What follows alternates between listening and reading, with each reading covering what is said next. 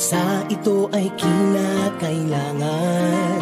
Tayo na magtulong-tulong, napaunlarin ang mahal nating bayan.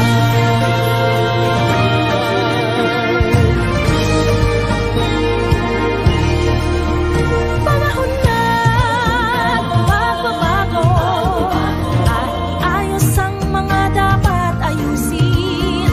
Dapat lang maging tungkulin ng bawat mamamayan dito sa atin. Ng pagbabago patungo sa pag-asenso, magsikap ng mabuti at nang kuminhawa tayo.